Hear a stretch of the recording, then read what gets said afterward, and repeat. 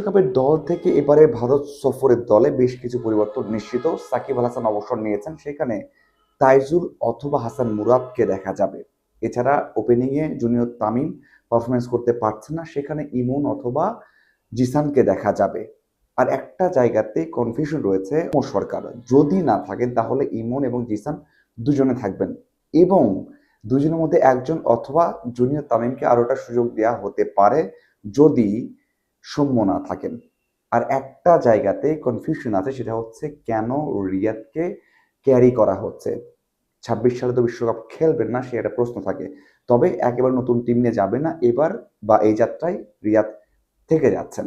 Page ডিপার্টমেন্টে Taskin, junior Shakib, Shariful এবং মুস্তাফিজি থাকছেন।